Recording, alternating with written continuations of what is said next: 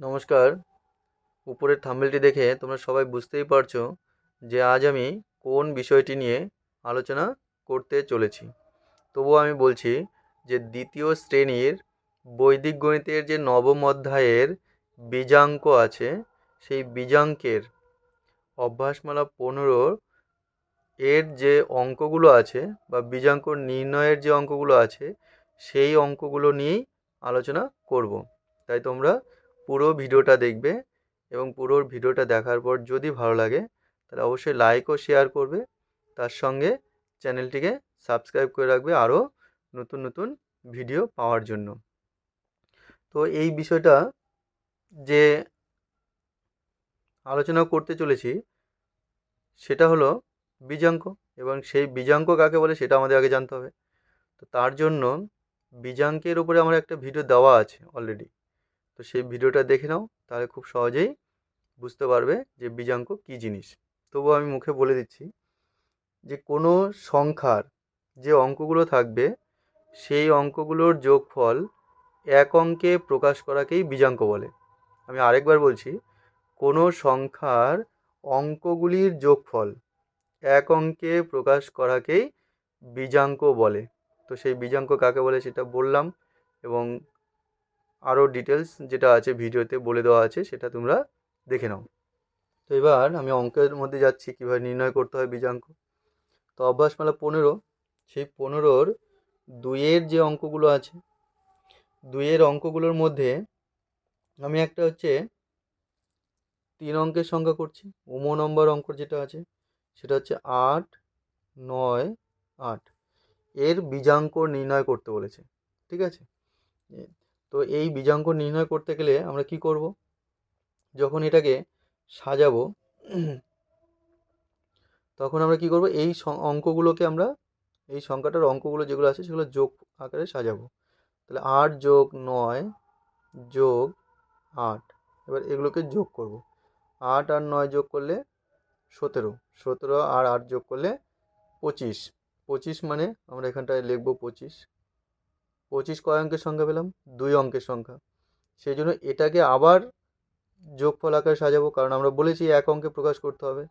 তাহলে 2 যোগ হচ্ছে 5 যোগ করলে কি হচ্ছে 7। তাহলে কিন্তু আমাদের এই যে সংখ্যাটা দেখো, এই দুটো যোগ করে আমরা কিন্তু 7 পাচ্ছি, এক অঙ্কের সংখ্যা পাচ্ছি। তার মানে এটা কিন্তু আমাদের বীজাঙ্ক হয়ে গেল।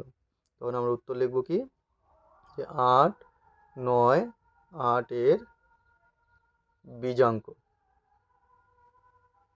বীজাঙ্ক হচ্ছে 7। এটা একটা বিষয়।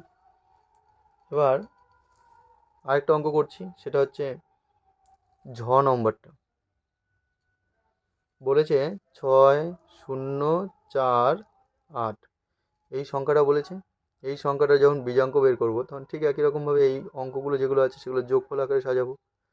0 যোগ 4 যোগ 8 যোগ করলে কী হবে, 6 4 10, 10 4 18, 18 2 অঙ্কের সংখ্যা।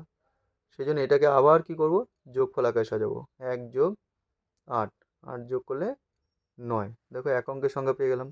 তাহলে উত্তর কী লিখবো আমরা, 6, 0, 4, 8 এর বীজাঙ্ক বীজাঙ্ক 9। ঠিক আছে। তাহলে আমাদের এটাও কিন্তু দেখো এক অঙ্কের সংখ্যায় প্রকাশ করা হলো, এটা একটা বীজাঙ্ক। ঠিক একই রকমভাবে আমি আরও একটা সংখ্যা করছি। মধ্যাহ্ন নম্বর অঙ্কটা দেখো, বলেছে 9, 0, 0, 1। ঠিক আছে, 9, 0, 0, 1 এটা একটা সংখ্যা আর কি বলেছে। তো এই সংখ্যাটার বীজাঙ্ক যখন নির্ণয় করব ঠিক একই রকমভাবে সাজাও। 9 যোগ 0 যোগ 0 যোগ 1। তাহলে এটার কী হচ্ছে, 9-এর সাথে 0 যোগ করলে 9 হয়, তার সঙ্গে আবার যদি 0 যোগ করি 9 হবে, তার সঙ্গে যদি 1 যোগ করি তাহলে হচ্ছে 9 একে 10, 10 2 অঙ্কের সংখ্যা। তাহলে এটাকে আবার বীজাঙ্ক করব। 1 যোগ 0 সমান সমান কী হচ্ছে 1।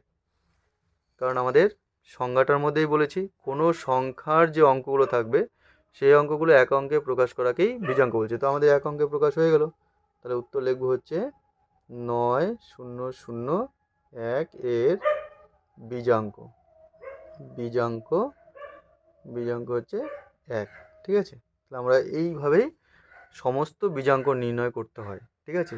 তার মানে এই অভ্যাস নয় 15-র যে 2-এর অঙ্কগুলো আছে সমস্ত অঙ্কগুলোই এরকমভাবে নির্ণয় করতে হবে, ঠিক আছে।